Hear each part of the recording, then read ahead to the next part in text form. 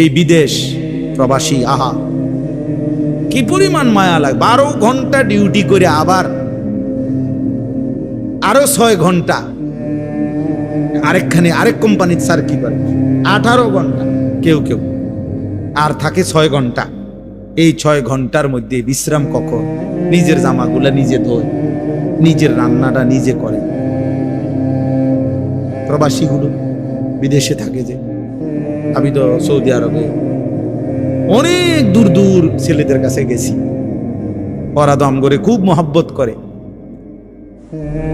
তাইলে এই নিজের রান্না নিজের, কত ছেলে যে বিশ্বাস করো ভাইয়া কি পরিমাণ কান্দে, আল্লাহর কসম। এটা যদি আমি দেখাইতে পারতাম এখান থেকে, এটা বিদেশ অনেক কষ্ট। এই কথাটা কইলো তুমি বুঝদা না ভাইয়া, অনেক কষ্ট। এটা কইলো তুমি বুঝদা না, এটা কইতে তো 1 মিনিট লাগছে, আর অনেক কষ্ট। বাস্তবতা হলো তার চাইতে অনেক বেশি কষ্ট। এই প্রখর রৌদ্রে, এই তীব্র রৌদ্রে, বিশেষ করে 12 ঘন্টা ডিউটি করে আসার পরে যখন একটা ছেলে বা একটা যুবক, তার একজন আপনজন কেউ নাই, আইসা নিজের 1 গ্লাস পানিটাও নিজে নিতে হয়, তো মনটারে হাহাকার লাগে যে আর কেউ তো নাই। অথচ 28 বছর বিদেশ করতেছে। এক ছেলে দেখা হইলো লাস্টের দিকে, ওই আমার দেখে জড়াই ধরে কাঁদতেছে। আমি বললাম, বাবা তুমি আজ কতদিন হয়েছে আইছো? কয় যে হুজুর 3 বছর। এই শেষ আমার যে ছেলেটা খেজুর আইনা দিছে মদিনায়, ও ছেলেটা আপনার বলতেছে যে আজ 3 বছর হয়েছে বাড়ি থেকে আসছি, একবারও যাই নাই। আমি যাইবা কখন? কয় হুজুর একটা আইডিয়া করছি যে যে ঋণগুলো করছি, আরো 3 বছর যদি বিদেশ করি তাহলে ঋণগুলো শেষ হইল, তো আশা আছে হুজুর এরপরে যাবো। এই কদ্দুর অল্প বয়সী ছেলে। হ্যাঁ ভাইয়া, এই জন্য সে যাইয়া হয়তো অনেক দুঃখের কথা বলে না বাড়িতে, যে মা কানবো, বাপে কানবে, বা বউ বাচ্চারা কানবো। এই জন্য অনেকে অনেক নিজের দুঃখের কথা বলে না, কষ্টের কথা নিজেই হজম করে পড়ে থাকে। কিন্তু তীব্র কষ্ট কইরা বুকটা মাটিত লাইগা যায়, এরপরে 2টা টাকা জমাইয়া এরপরে বাড়িতে টাকা পাঠায়, না খাইয়া না দেয়। এই কখনো একটা দোকান থেকে একটা বার্গার, কখনো একটা 1 টুকরা মুরগি, একটা কিছু খাইয়া শুইয়ালায়। ক্লান্তিতে আর ভাল লাগে না যে কিটা রাখবো, শরীর আর কুলাইতেছে না, এতক্ষণ ডিউটি করে আইসে। আমি যেমন এই সারাদিন বয়ান করে রাত্রে 3টা 3:30টায় বাসায় যাই, ফজরের নামাজের পরে আমারে যদি কেউ একটা মানে এই টিস্যু বক্সটা যদি এনতিকে ওনে নিয়ে যেতে হয়, আমার মাথা আসমান ভাঙ যাবে। মানে আমার আর কিচ্ছু শরীরে কুলায় না তখন। আর কথার কথা, তাহলে আমি আমার অভিজ্ঞতা থেকে বললাম। তো ওই ছেলেটাও তো এরকম 12টা ঘন্টা ডিউটি করে আইসা সে যখন তার রুমে আসে, তার শরীরে আর 1 বিন্দু এনার্জি থাকে না। এই জন্য দোস্ত আমার, বন্ধু আমার, স্বার্থপর বড় দুনিয়া, যে দুনিয়া কষ্টই করা যায় কিন্তু চাহিদা পূরণ হয় না।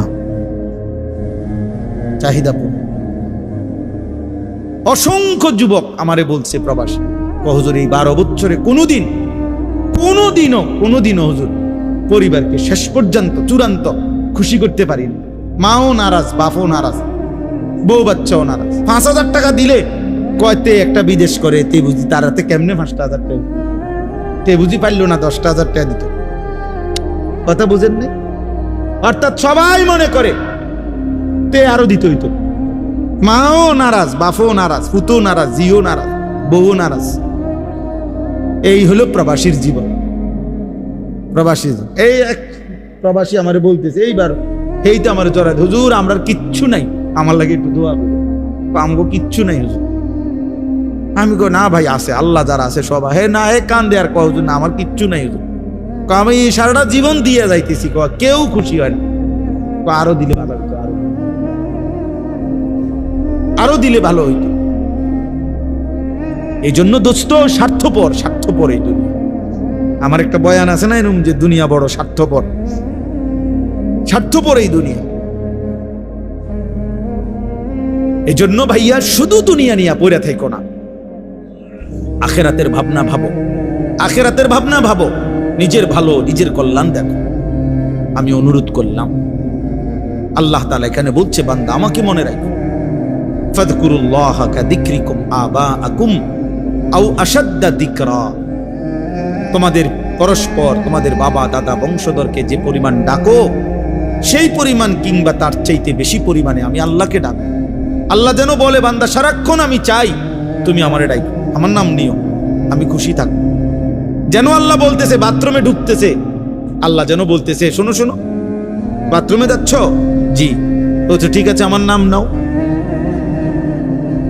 বিসমিকা আল্লাহুম্মা ইন্নী আউযু বিকা, বিসমিল্লাহি আল্লাহুম্মা ইন্নী আউযু বিকা মিনাল খুবুসি ওয়াল খাবাইস। বাথরুম থেকে বের হইছে, আল্লাহ যেন বলতেছে বাথরুম থেকে বের হইছো আমার নাম নাও, গুফরানাকাল হামদুলিল্লাহিল্লাযী আযহাবা আন্নিল আদা ওয়া আফান। খাইতে বসছো বান্দা, আচ্ছা মাশাআল্লাহ খাও, তো আমার নাম নাও, বিসমিল্লাহি ওয়া আলা বারাকাতি। খানা শেষ করছো, মাশাআল্লাহ আমার নাম নাও, আমার ডাকো, আলহামদুলিল্লাহিল্লাযী আত'আমানা ওয়া সাকানা ওয়া জাআলানা মিনাল মুসলিমিন। ঘুমাইবা এখন, আচ্ছা ঘুমাও, কোনো অসুবিধা না, আমার নামটা নাও, আল্লাহুম্মা বিসমিকা আমুতু ওয়া আহয়া। ঘুম থেকে উঠছো বান্দা, আচ্ছা আমার নাম নাও, আলহামদুলিল্লাহিল্লাযী আহইয়ানা বাদামা আমাতানা ওয়া ইলাইহিন নুশুর। আল্লাহ যেন এইভাবে বলে যে বান্দা তুমি খাও কিংবা ঘুমাও, টয়লেট কিংবা বাথরুম, হাঁটা কিংবা বসা, হরদম আমি চাই আগে পিছে তুমি আমারে ডাকো। ফাযকুরুল্লাহ ফাইদা কুদিয়াতিস সালাতু ফান্তাশিরু ফিল আরদ ওয়াবতাগু মিন ফাদলিল্লাহ ওয়াযকুরুল্লাহা কাসীরান লাআল্লাকুম তুফলিহুন। রব্বুল আলামিন বলে বান্দা যখন নামাজ শেষ হয়ে যায় জমিনে ছড়িয়ে পড়ো, আমি আল্লাহর দেওয়া রিজিক তালাশ করো, যার যার কর্মে লেগে যাও, তবে ওয়াযকুরুল্লাহা কাসীরা, বেশি বেশি আমি আল্লাহকে স্মরণ কইরো, লাআল্লাকুম তুফলিহুন, আমি আল্লাহ বললাম নিশ্চিত তাহলে তোমরা সফল হবে, জান্নাতি হবে, কামিয়াব হবে। যেখানেই থাকো বান্দা আমারে নিয়ে থাইকো। আমি চাই বান্দা আমার বলুক আল্লাহ, আমি আল্লাহ বলবো বান্দা। যতবার ডাক দিবা তুমি আমি আল্লাহকে, ততবার ওয়াদা দিলাম বান্দা আমিও ডাকবো তোমাকে। ফাদকুরুনি আযকুরকুম, তুমি যদি আমারে ডাকো বান্দা আমিও তোমারে ডাকবো। সুবহানাল্লাহ। এজন্য বান্দা যখন বলে আল্লাহ, তো রব্বুল আলামিনও বলে বলো না বান্দা। জমিন থেকে বলে আল্লাহ, আর শাজিম থেকে আল্লাহ বলে বান্দা। বান্দা বারবার বলে আল্লাহ আল্লাহ, আল্লাহও বারবার বলে বলো না বান্দা কি চাচ্ছ বলো, বলো কেন ডাকছো। আল্লাহ জানতে চায় বান্দা তোমার কি লাগবে। আলা মিন মুস্তাগফিরিন ফাগফির লাহু, আল্লাহ ডাক দিয়ে বলে বান্দা কে আছো মাফ চাইবা, আও না মাফ চাও আমি মাফ করে দেব। আলা মিন মুস্তারজিকিন ফারজুকাহু, রাত্রি গভীরে আল্লাহ বলে কে আছো রিজিক চাইবা, খাদ্য খাবার বাজার ব্যবসা আয় রোজগার চাও না বান্দা আমার কাছে আমি দিয়ে দেব। আলা মিন মুবতালা ফাউআফিহি, কে আছো রোগে সুখে দুঃখ বেদনায়, আমি আল্লাহর কাছে রোগ সুখ থেকে মুক্তি চাও, আমি আল্লাহ তোমারে শিফা সুস্থ করে দেব। এজন্য আল্লাহ চায় বান্দা আল্লাহকে ডাক, আল্লাহকে ডাক। এজন্য ইনশাআল্লাহ সিদ্ধান্ত নেই আমরা আল্লাহকে ডাকবো ইনশাআল্লাহ। বলো না ছেলেরা, বলো ভাইয়া, নামাজ পড়ো, নামাজ পড়ো, ভালো হবে, চেহারা সুন্দর। চেহারা অনেক কালো তোমাদের অনেকে, নামাজ না পড়, খোদার কসম ফেয়ার এন্ড লাভলি না রে, ফেয়ার এন্ড লাভলির বালতি ছুবাইলো তোরে, তুই সুন্দর হবে না, সুন্দর হবে না দোস্ত, সুন্দর হবে। আল্লাহ আমাদেরকে মাফ করে দেন। আল্লাহ তাআলা বলেন এই শেষ কথা হলো ফামিনান নাসি মান ইয়াকুলু রাব্বা, আসুক বৃষ্টি আসলে কিচ্ছুই তো না। বৃষ্টি ভিজলে নইলে গা কদর ভিজবে, কিচ্ছুই তো না, দৌড় দিয়ে যাবেন গা ভাই। ফামিনান নাসি মান ইয়াকুলু রাব্বানা আতিনা ফিদ দুনিয়া ওয়া মা লাহু ফিল আখিরাতি মিন খালাক। আল্লাহ বলে কিছু মানুষ আছে এমন যারা দিবানিশি বলে আল্লাহ আমারে যা দিবেন দুনিয়াতেই দেন। আল্লাহ বলেন ঠিক আছে, আমিও যা দেব দুনিয়াতেই দেব। ওয়া মা লাহু ফিল আখিরাতি মিন খালাক, কিন্তু বান্দা মনে রাখো আখিরাতে কিন্তু এক বিন্দু কিছুই পাবা না। ঠিক আছে, ভাত তরকারি তো দরকার নাও, বিল্ডিং দোতলা করবা করো, মোটরসাইকেল কিনবা কেন, বিয়ে করবা করো, বিদেশ যাইবা যাও, দুনিয়াই তো চাচ্ছ নাও দুনিয়া, তবে মনে রাখো না ফরমান আখিরাত এক বিন্দু দেব না, এক বিন্দুও না, এক বিন্দুও না। ومنهم من يقول ربنا آتنا في الدنيا حسنة وفي الآخرة حسنة وقنا عذاب النار। আর আল্লাহ বলে কিছু বান্দা আছে আমার এমন যারা দিবানিশি আমি আল্লাহকে বলে আল্লাহ দুনিয়া আমারে তাই দিবেন যা উত্তম, যা হালাল, যা পবিত্র তাই দিবেন, আখিরাতেও যা দিবেন তা উত্তমটাই দিবেন, আর জাহান্নামের আযাব থেকে মাফ করে দিবেন। আল্লাহ বলেন উলাইকা লাহুম নাসীবুম মিম্মা কাসাবু। হালাল এবং পবিত্র দুনিয়া যে চেয়েছে, পবিত্র আখিরাত যে চেয়েছে, আমি আল্লাহ ওয়াদা দিলাম আমার এমন বান্দা দুনিয়ায় যাই করবে সব কিছুর বিনিময় গুনে গুনে হিসাব করে আমি আল্লাহ প্রতিদান আখিরাতে দিয়ে দেব। এমন বান্দা বাজার করলো বিনিময় দেব, ব্যবসা করলো বিনিময় দেব, সেজদা দিল বিনিময় দেব, সংসার করলো বিনিময় দেব। উলাইকা লাহুম নাসীবুম মিম্মা কাসাবু। কেন আমার বান্দা বলছে আল্লাহ আমি পুরা দুনিয়া চাই না, আমি হালাল চাই, আমি যা ইচ্ছা তাই চাই না, পবিত্রটা চাই, সবটা আমি দরকার নাই, এতটুকুই দিবেন যেতটুকু রব্বুল আলামিন আপনার মর্জি মতো, আপনার পছন্দ মতো। দুনিয়া তো কুত্তাও ভোগ করে, দুনিয়া তো জানোয়ারও ভোগ করে, এমন দুনিয়া চাই আল্লাহ হাসানা, হাসানা যেটা সুন্দর, যেটা পবিত্র, যেটা হালাল, যেটা বৈধ। উলাইকা লাহুম নাসীবুম মিম্মা কাসাবু। আল্লাহ বলে এমন বান্দা দুনিয়ায় যা কিছু করবে আমি সব কিছুর অংশ বিনিময় প্রতিদান আখিরাতে দেব। ওয়াল্লাহু সারিউল হিসাব। আল্লাহ রাব্বুল আলামিন বলে আল্লাহ বড় দ্রুত হিসাব গ্রহণকারী। এজন্য আল্লাহ বলে বান্দা মনে রেখো নেককার আর ইমানদারের জান্নাতও আমি দ্রুত দিয়ে দেব, নাফরমান আর পাপীর জাহান্নামও আমি দ্রুত দিয়ে দেব। খুব অল্প সময়ের ভিতরে জান্নাতীর জান্নাতও বুঝায় দেব, জাহান্নামের জাহান্নামও কি করে দেব বুঝায়। খুব অল্প সময়, এই 60 বছর 70 বছর 50 বছর, বেশি সময় লাগে না, দেখতে দেখতেই ফুরায় যায়, দেখতে দেখতেই ফুরায় যায়। এই জন্য ভাই শেষ কথা আমরা কি বললাম? 1 নাম্বার বললাম প্রত্যেকেই আমরা নিজের ফিকির করব, নিজের ঈমান, নিজের আমল, নিজের আখিরাত, নিজের ভাবনা ভাবা দরকার। আর 2 নাম্বার কথা এটাই, শুধু কেবল জীবনটা যেন দুনিয়া নিয়েই পরিকল্পনা না হয়, দুনিয়ার আরাম আয়েশ, দুনিয়ার ভালো মন্দ, লাভ লোকসান, এতটুকুই মুমিনের জীবন না, বরং মুমিনের জীবন হলো আল্লাহকে ডাক দিবে, স্মরণ করবে, আখিরাতের আলোকে জীবনটাকে সাজাবে। আল্লাহ আমাকে, আমার এই যুবক ছেলেদেরকে, বাবা ভাই সকলকে তৌফিক দান করেন। আল্লাহ তাআলা এই মাদ্রাসা কবুল করে নেন, মাদ্রাসার তামাম জরুরত আল্লাহ পূরণ করে দেন। মহব্বত আর ইখলাস থাকলে ইনশাআল্লাহ মাওলানা কোনো কিছুর অভাব হবে না। মালিক চাইলে সব হয়, মালিক না চাইলে কিছুই হয় না। যেখানে যা হইছে আল্লাহ চাইছে তো হইছে গেছে, আল্লাহ না চাইলে হয় না।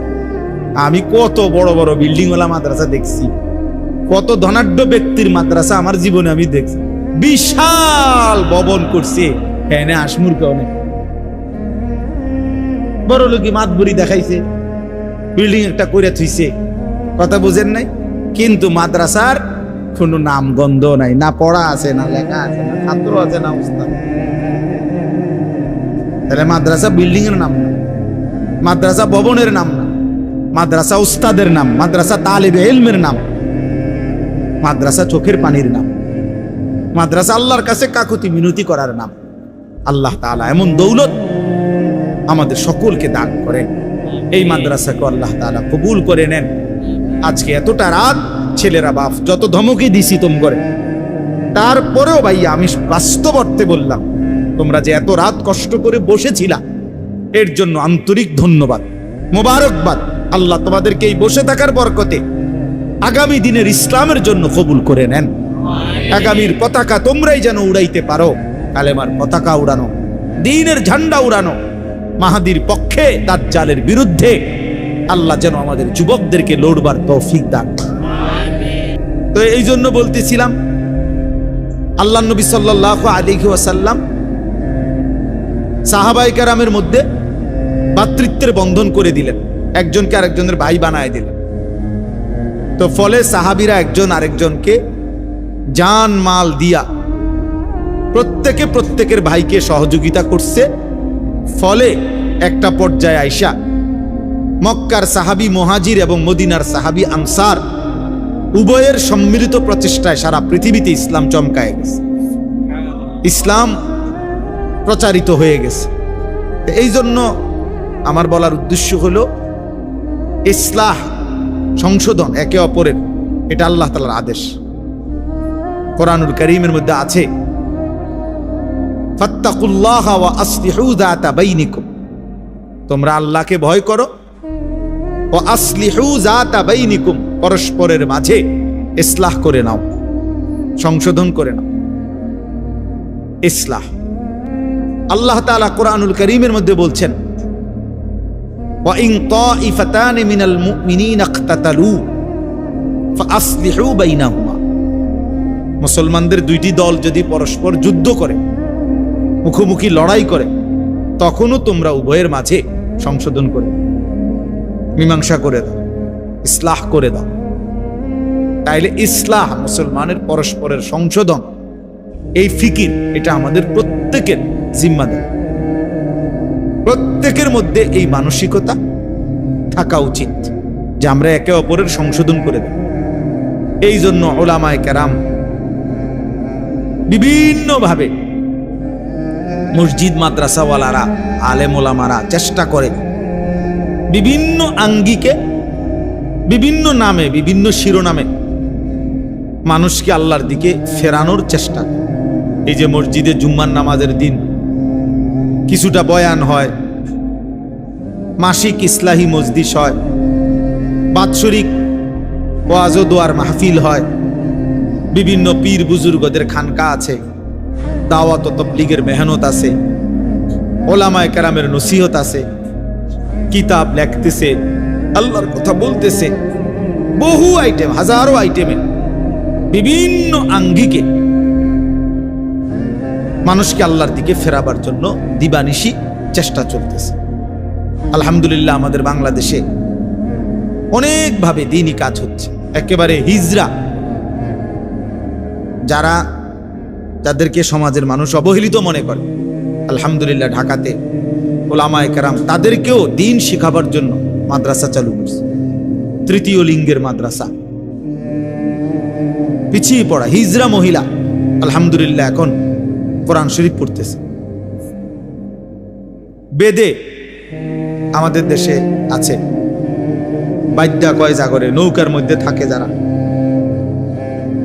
এদেরকে আপনার বিভিন্ন জায়গায় ওদেরকে ডেকে ডেকে দ্বীনি শিখানো, আল্লাহর দ্বীন শিখানো, আখিরাত চিনানো। এদের হাজার হাজার মানুষ এমন যারা জীবনে কোনোদিন জানেও না আল্লাহ কি, রাসূল কি, আখিরাত কি, খায় ঘুমায়, পড়ে আছে একটা জীবন আর কি, কিছু উপার্জন করে আর কদ্দুর খায় দায় ঘুমায়, এই জীবন। চান্দিনা, কুমিল্লা চান্দিনা থেকে মাদাইয়ার মাঝামাঝি একটা জায়গা আছে, বিশাল এলাকা, এই বেদেদের।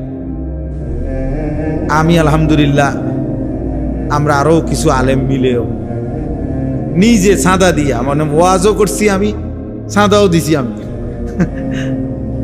বলছি আমি বক্তাও, আমি তোমাকে আয়োজক, এইভাবে দিয়ে আলহামদুলিল্লাহ মাহফিল চালু করছি বেদেদের জন্য বাদ্যা। হ্যাঁ গো, আলহামদুলিল্লাহ এখন সুন্দর মাহফিল চলে। গত 2 বছর আগে ওদের 3টা ছেলেকে হাফেজ হয়েছে বাদ্যার ফুত, আমি নিজে পাগড়ি মাথায় বাইন্ধা দিছি। ইনশাআল্লাহ ধীরে ধীরে কি হচ্ছে, বদলাইতেছে। হ্যাঁ, আস্তে আস্তে ফিকির করতেছে বেদে। এরকম অনেক ভাবে পাহাড়ি মানুষ আছে, উপজাতি মানুষ আছে আমাদের দেশে, উপজাতি, এদেরকে দ্বীনি ফিকির দরকার। এদের অনেক মানুষ আছে, ব্যাপক সংখ্যা, যারা আল্লাহ, আখেরাত, পরকাল, ইসলাম, দ্বীন জানে না, অথচ আমাদের দেশ, আমাদের অঞ্চল, অথচ খ্রিস্টান মিশনারিরা তাদের দিকে মেহনত করে তাদেরকে খ্রিস্টান বানাচ্ছে। আমি নিজে দিনাজপুর গেছি, দিনাজপুরে গত বছর দেখছি এমন নিবৃত এলাকা, আমার গাড়ি গেছে যে ভাঙ্গা মাটির রাস্তা দিয়ে, অনেক কষ্ট করে, প্রায় মেন উপজেলার থেকে প্রায় 2-2.5 ঘন্টা। এই আখের ক্ষেত, আখ আছে না আমাদের পুইশার আখ ক্ষেতের ভিতরে ভিতরে ভিতরে অনেক নিঝুম এলাকায় গিয়ে দেখছি সেখানে খ্রিস্টানদের বিশাল গির্জা, স্কুল, এখানে প্রায় 400-র উপরে এতিম বাচ্চা এই দেশের ওরা পড়ে।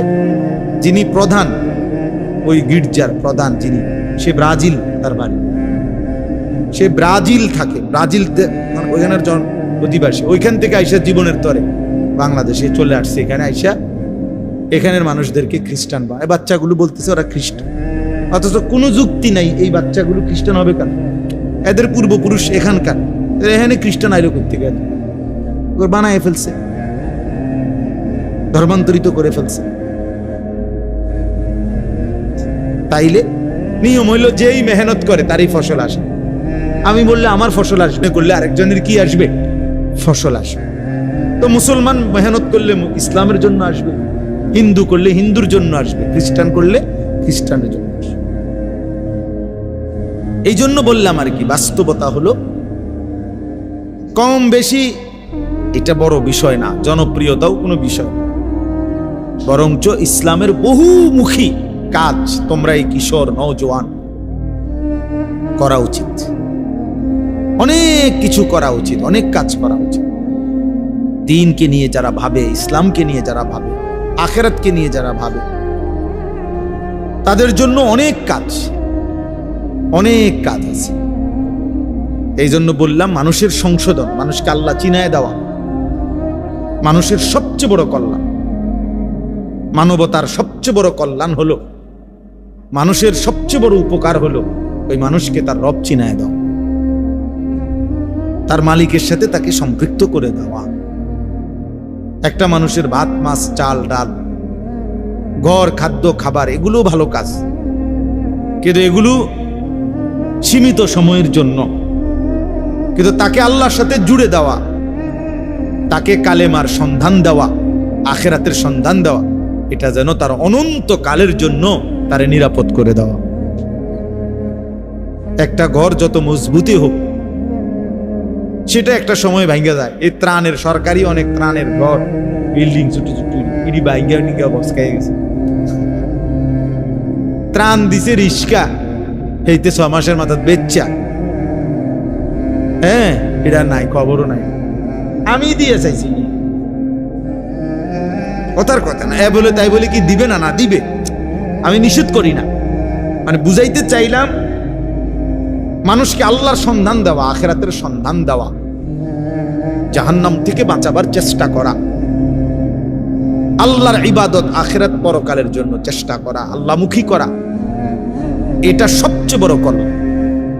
কুনতুম খায়রা উম্মাতিন উখরিজাত লিন-নাস, আল্লাহ বলছে তোমরা উম্মতে মুহাম্মদীর যারা ঈমানদার, আমাদেরকে বলছে তোমরা সর্বশ্রেষ্ঠ উম্মত, সর্বশ্রেষ্ঠ জাতি। তোমাদেরকে উখরিজাত লিন-নাস, মানুষের কল্যাণে তোমাদেরকে বের করা হয়েছে। মানবতার কল্যাণে তোমাদেরকে পৃথিবীতে পাঠানো হয়েছে, আল্লাহ নিজে বলেন। তো এখন তোমরা মানবতার কি কল্যাণ করবা? আল্লাহ নিজেই বলে দিছে, তা'মুরুনা বিল মারুফ ওয়া তানহাউনা আনিল মুনকার। তোমরা মানুষকে, বিশ্ব মানবতাকে নেক কাজের প্রতি আদেশ করবা, গুনার কাজ থেকে নিষেধ করবা। ওয়া তু'মিনুনা বিল্লাহ, আর নিজেরা পূর্ণ ঈমানের উপরে থাকবা, নিজের ঈমান পূর্ণ ঠিক রাখবা, মানুষকে নেক কাজের আদেশ করবা, গুনার কাছ থেকে নিষেধ করবা। তো আল্লাহ তাআলা বলেন এটাই হলো মানবতার সবচেয়ে বড় কি কল্যাণ, মানুষের সবচেয়ে বড় কল্যাণ। হাদিসের মধ্যে আছে, আল্লাহর নবী সাল্লাল্লাহু আলাইহি ওয়াসাল্লাম বলছেন, ফাওয়াল্লাহি লা আন ইয়াহদিয়াল্লাহু বিকা রাজুলান ওয়াহিদান খায়রুন লাকা মিন হুমুরিন নাআম। আল্লাহর কসম, নবীজি বলেন আল্লাহর কসম, কোন একজন তোমার দ্বারা একজন ব্যক্তি আল্লাহর পথ পাওয়া, হেদায়েত পাওয়া, আল্লাহর রাস্তা খুঁজে পায়, এটা গোটা আরবের সমস্ত দামি উট তোমাকে হাদিয়া দেওয়ার চাইতে উত্তম। আল্লাহর এক বান্দা কাকে পেয়ে গেছে? আল্লাহকে পেয়ে গেছে, আল্লাহর সন্ধান পেয়েছে। নবী সাল্লাল্লাহু আলাইহি ওয়াসাল্লাম বলেন, লাল্লাহু আশাদ্দু ফারাহান বিতাওবাতি আবদিহি। কোন বান্দা যখন আল্লাহর দিকে ফিরে আসে, তওবা করে, গুনাহ ছেড়ে দেয়, কুফর ছেড়ে দেয়, শিরিক ছেড়ে দেয়, নাফরমানির রাস্তা ছেড়ে দেয়, আল্লাহর দিকে ফিরে আসে, আল্লাহ নবী সাল্লাল্লাহু আলাইহি সাল্লাম বলেন আল্লাহ তাআলা তখন সবচেয়ে বেশি খুশি হয়। আল্লাহ সবচেয়ে বেশি খুশি হয় তখন বান্দা যখন গুনাহ ছেড়ে তওবা করে আল্লাহর দিকে ফিরে আসে। তাহলে যে ফিরে আসে তার প্রতি যদি আল্লাহ খুশি হয়, তো যে তাকে ফিরাইয়া দিল তার প্রতি আল্লাহ তাআলা আরো বেশি খুশি হয়। আমার বাচ্চা যদি হারায়া যায়, তো আমার বাচ্চা ফিরে পেলে আমি যেহেতু অনেক খুশি হই, যে আমার বাচ্চাটাকে খুঁজে দিছে, তালাশ করে দিছে। মানুষ সন্ধানদাতাকেও অনেক পুরস্কৃত করে, অনেক পুরস্কৃত করে, যে তুমি আমার হারানো বাচ্চাটাকে কি করে দিছো? খুঁজে দিয়েছ।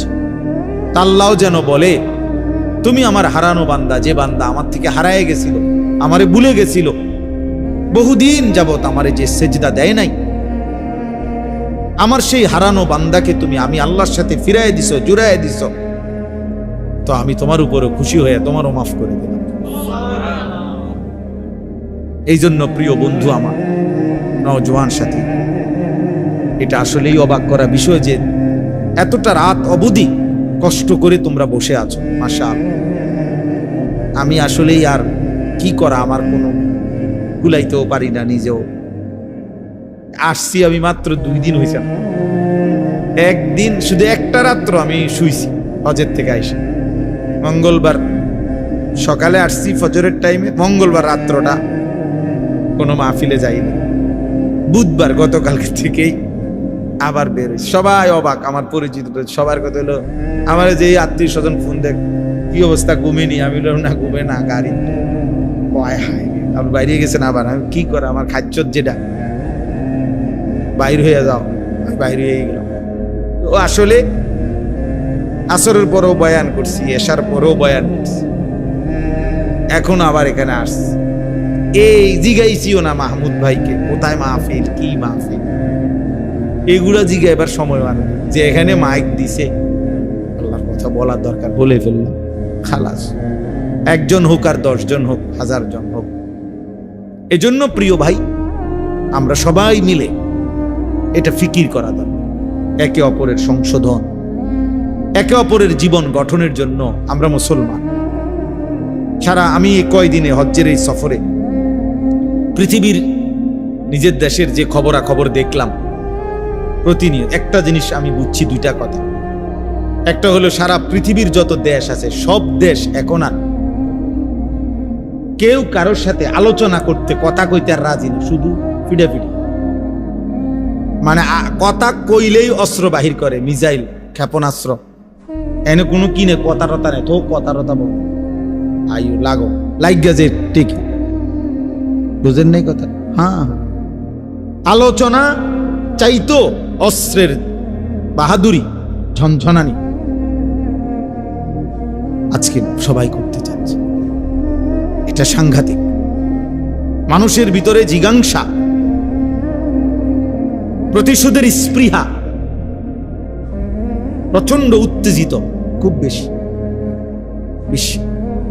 আর আমাদের দেশে এই কয়দিনে খোঁজ নিয়ে দেখেন, আমি যেটুকু দেখছি, হত্যা, খুন, ধর্ষণ লাগাম ছাড়া প্রতিদিন প্রতিদিন কোথাও না কোথাও বেওয়ারিশ লাশ, ছেলে মেয়ে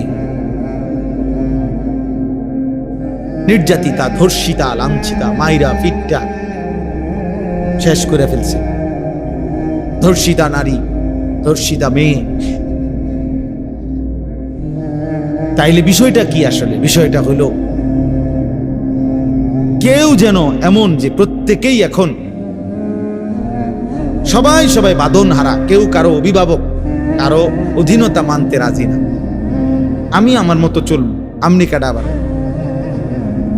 আমার সকালে একটা ভাল লাগছে, বিকালে আরেকটা ভালো লাগছে, আমার দুপুরে একটা ভাল লাগছে। যখন যা ভাল লাগে, যখন যা করতে মন চায়, কিসের মা, কিসের বাবা, কিসের ধর্ম, কিসের ইসলাম। এই যে মানসিকতা, আহা, আল্লাহ নবী সাল্লাল্লাহু আলাইহি সাল্লাম বলছে, এটা হাদিসে, এমন একটা সময় আসবে উম্মত, ইউসবিহুর রাজুলু মুমিনান ওয়া ইউমসি কাফির। মুসলিম শরীফের হাদিস, যে সকালবেলা লোকটা থাকবে মুমিন, সন্ধ্যা হতে হতেই হয়ে যাবে কাফের।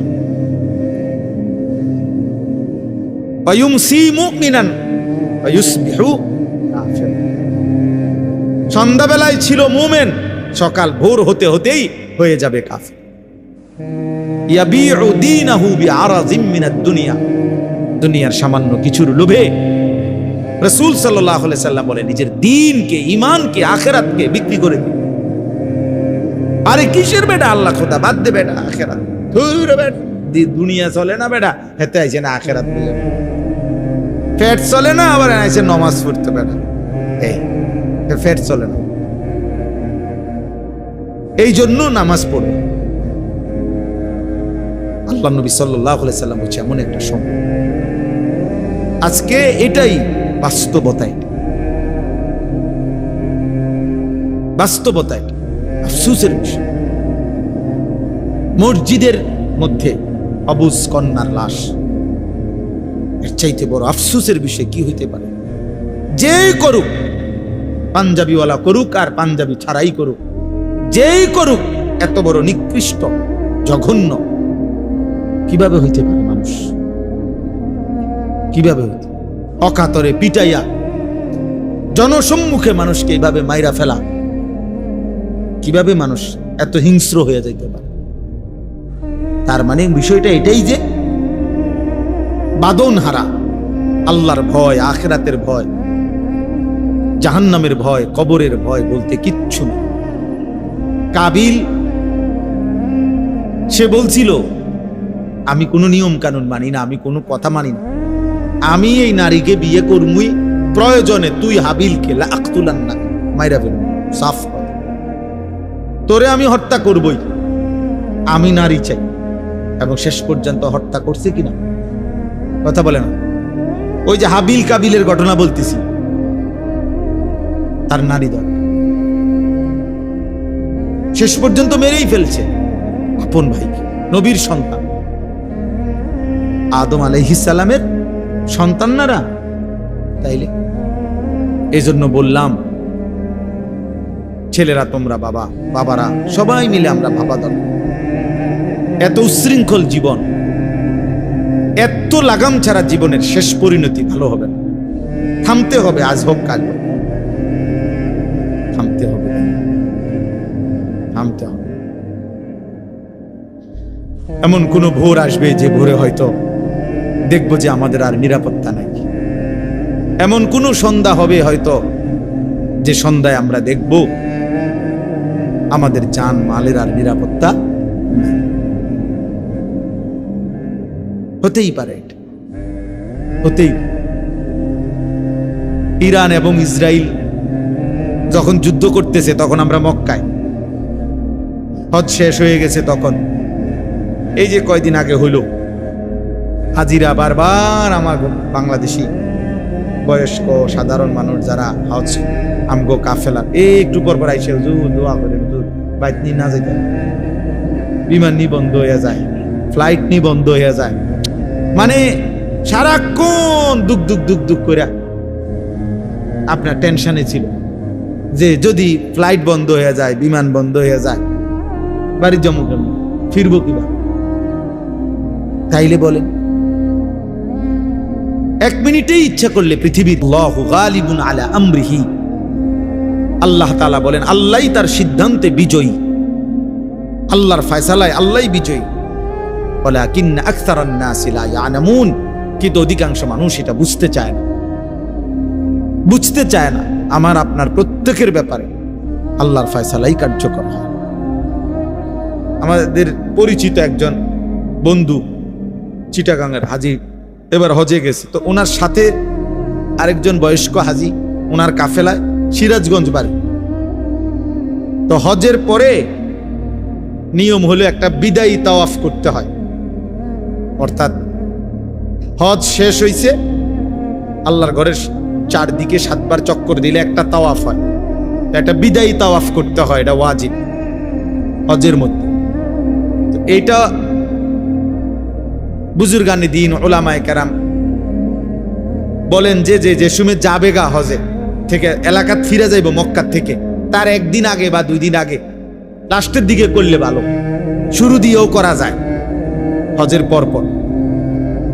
তো ওই আমাদের এই বন্ধু, ওনার সাথে এই বয়স্ক হাজি মুরব্বী, ওনার মুআল্লিম ওনাদের বলছে আরে আপনারা আরো একটা তারিখ বলছে যে আরো 3 দিন পর বা 4 দিন পর আপনারা অমুক দিন আমরা একসাথে বিদায়ী তাওয়াফ করব।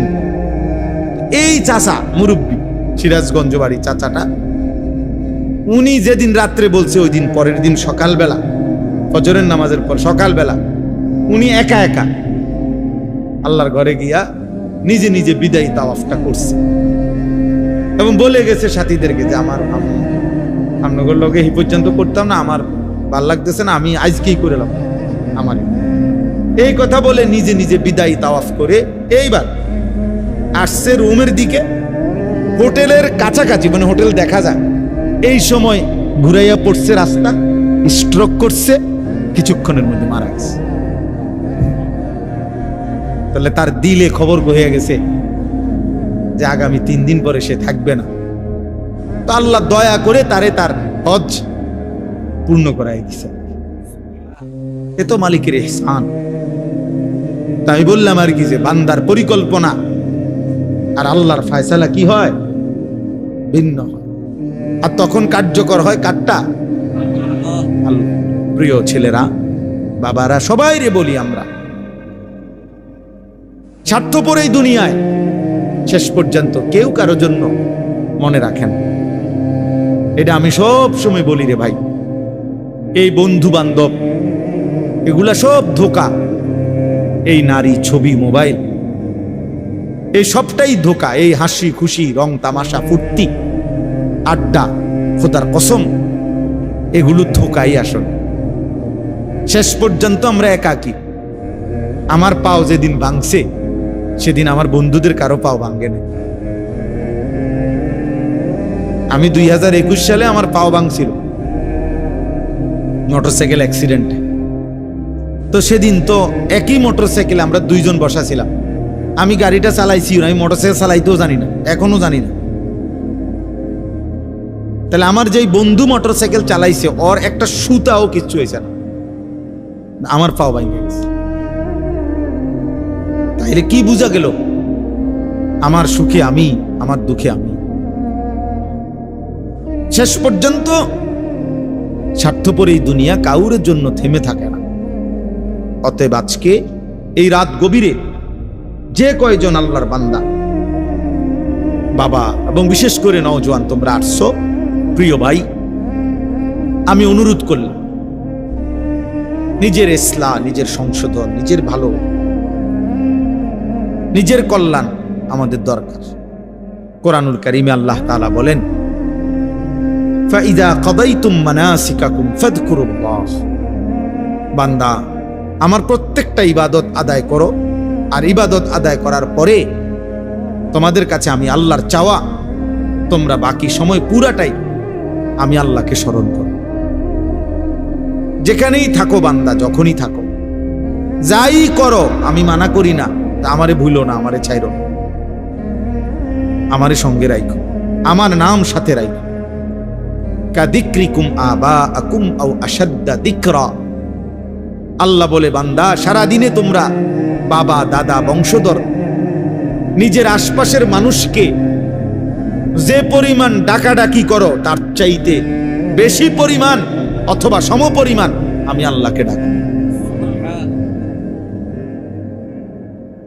আল্লাহর চাওয়াই আমি খুব সংক্ষেপে শেষ করতে চাই। তাইলে ভাইয়া আমরা সবাই ভাবে দেখি, আমরা জীবনটা এমন যে আমরা ডাক ছাড়া, না ডাইকে আমরা চলতে পারব না। আমাদের জীবন মানে এমন যে আমরা চলার পথে জীবন চালাইতে হইলে সারাক্ষণই আমাদের কাউকে না কাউকে ডাকতে হয়।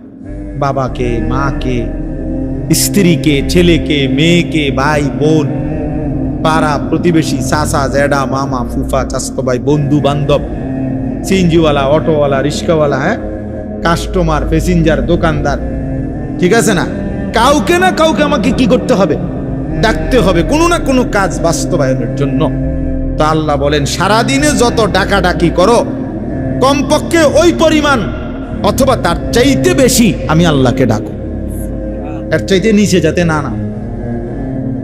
সমপরিমাণের চাইতে নিচে যাতে কি না।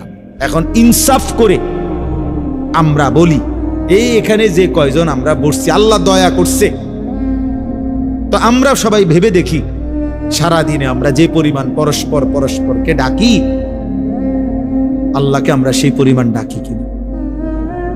তাই একটা 20 টাকার মাল বেচবে, এইটার জন্য কাস্টমাররা যতবার সার কইছে, হয়তো এটা বেচা হইলে মালটা সর্বোচ্চ হয়তো 25 পয়সা অথবা 1 টাকা লাভ হবে, এইটার জন্য তে মনে 50 বার কইছে, জি স্যার, জি জি, ইনটেক, একদম ইনটেক, জাপানি, হ্যাঁ জাপানি স্যার, একদম জাপানি। জাপান থেকে আমরা এলাকা আমার ডাইরেক্ট আমরা দোকানের সাথে দিয়া জাপান থেকে পড়ছে, ডেকের জাপান তো আমরা বাড়িতে স্যার, মানে এটারে বলতে বলতে জি স্যার বলতে বলতে ফেনা উঠে এলাইছি। এই শুধু 20 টাকার এই মালটা বেচানোর জন্য, 200 টাকার এই মালটা বিক্রি করার জন্য কি পরিমাণ ডাকছে ওরে জি স্যার, অথচ লাভ হয়েছে বিনিময়ে 1 টাকা 50 পয়সা।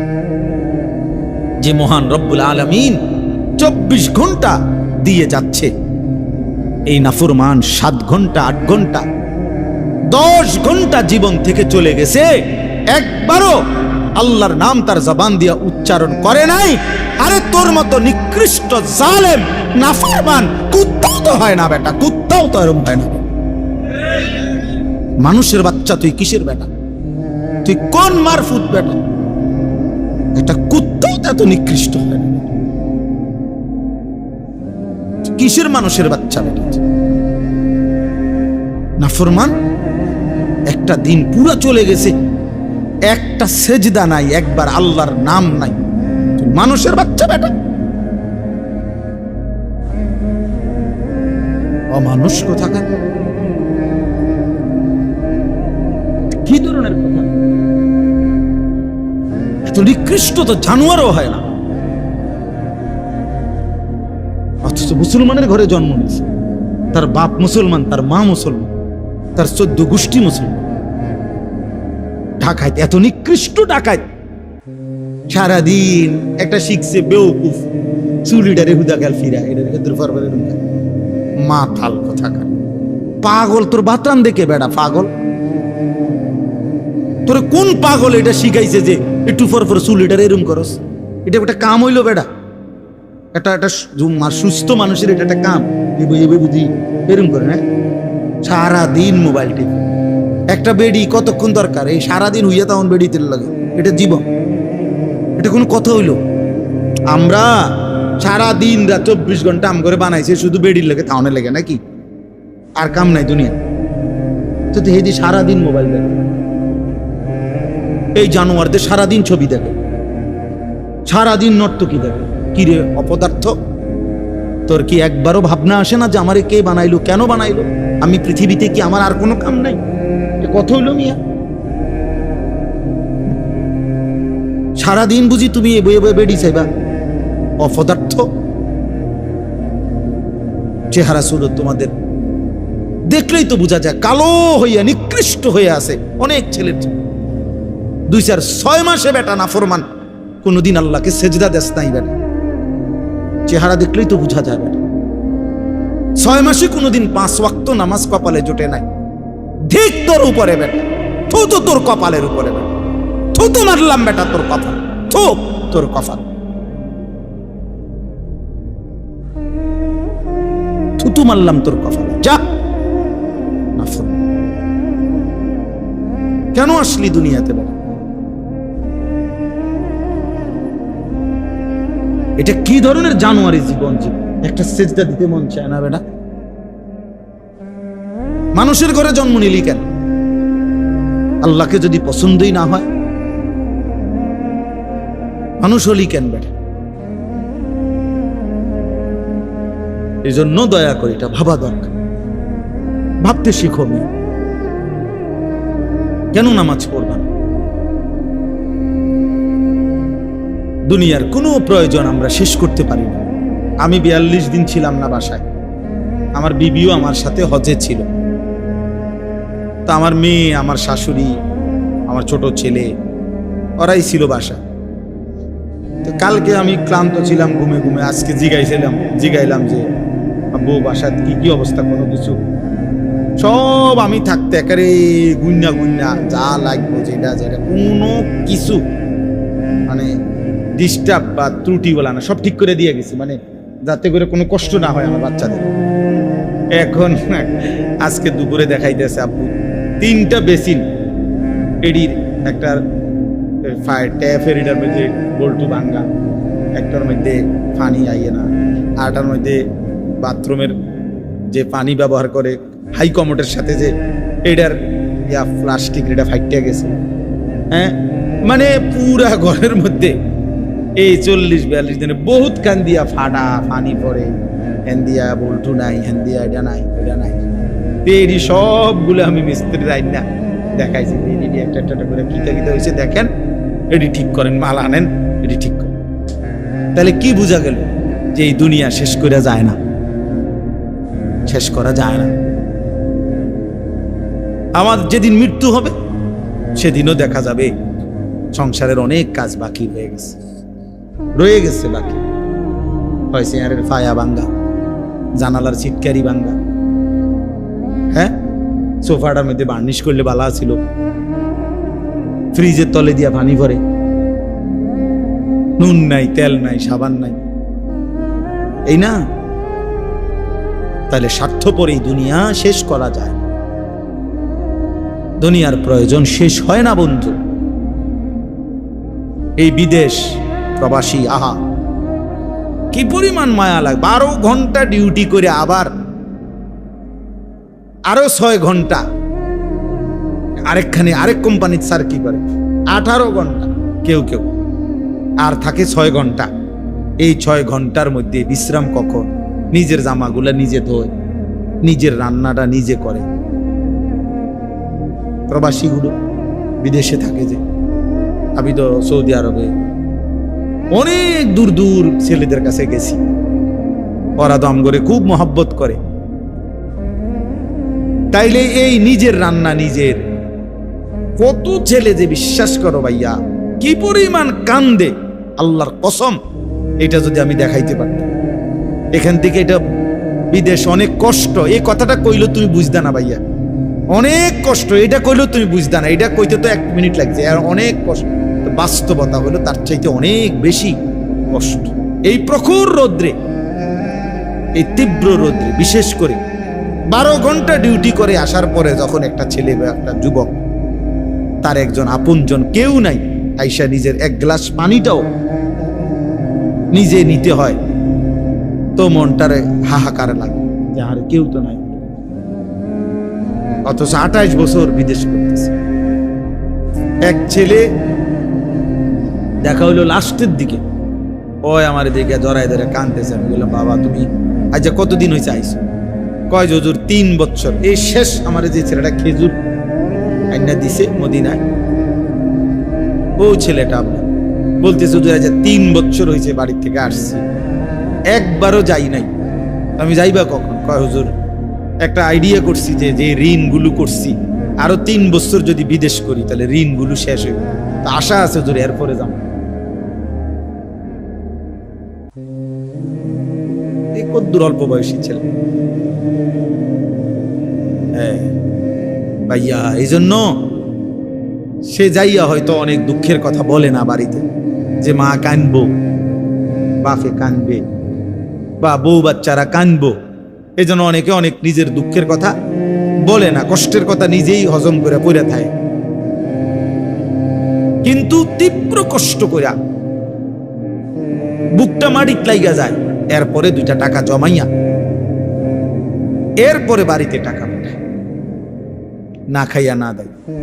এই কখনো একটা দোকান থেকে একটা বার্গার, কখনো একটা 1 টুকরা মুরগি, একটা কিছু খাইয়া শুইয়া লায়। ক্লান্তিতে আর ভাল লাগে না যে কিটা রানবো, শরীরে আর কুলাইতেছে না, এতক্ষণ ডিউটি করে আইসা।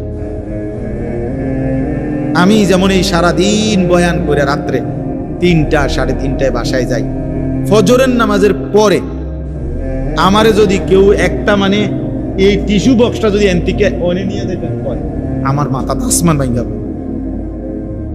মানে আমার আর কিচ্ছু শরীরে কুলায় না তখন। আর কথার কথা, তাহলে আমি আমার অভিজ্ঞতা থেকে বললাম। তো ওই ছেলেটাও তো এরকম 12টা ঘন্টা ডিউটি করে আইসা সে যখন তার রুমে আসে, তার শরীরে আর 1 বিন্দু এনার্জি থাকে না। এই জন্য দোস্ত আমার, বন্ধু আমার, স্বার্থপর বড় দুনিয়া, যে দুনিয়া কষ্টই করা যায় কিন্তু চাহিদা পূরণ হয় না। চাহিদা পূরণ। অসংখ্য যুবক আমারে বলছে প্রবাসী, হুজুর এই 12 বছরে কোনোদিনও হুজুর পরিবারকে শেষ পর্যন্ত চূড়ান্ত খুশি করতে পারিনি। মাও নারাজ, বাপও নারাজ, বউ বাচ্চাও নারাজ। 5,000 টাকা দিলে কয়তে একটা বিদেশ করে, তে বুঝি তারাতে কেমনে 5,000 টাকা, তে বুঝি পারলো না 10,000 টাকা দিত। কথা বুঝেন নাই? অর্থাৎ সবাই মনে করে তে আরো দিত হইতো। মাও নারাজ, বাপও নারাজ, পুতো নারাজ, জিও নারাজ, বউ নারাজ। এই হলো প্রবাসীর জীবন। প্রবাসী এই এক প্রবাসী আমার বলতেছে এইবার, এই তো আমার জড়াই, হুজুর আমরা কিচ্ছু নাই, আমার লাগে একটু দোয়া করি। আমগো কিচ্ছু নাই হুজুর। আমি কো না ভাই আছে, আল্লাহ যারা আছে সব। হে না, এ কান দে আর কও হুজুর না আমার কিচ্ছু নাই হুজুর। আমি সারাটা জীবন দিয়ে যাইতেছি, কেউ খুশি হয় না। আরো দিলে ভালো হইতো, আরো দিলে ভালো হইতো। এই জন্য দোস্ত স্বার্থপর এই দুনিয়া। আমার একটা বয়ান আছে না এরকম, যে দুনিয়া বড় স্বার্থপর এই দুনিয়া। এই জন্য ভাইয়া শুধু দুনিয়া নিয়ে পড়ে থেকো না, আখেরাতের ভাবনা ভাবো, নিজের ভালো নিজের কল্যাণ দেখো। আমি অনুরোধ করলাম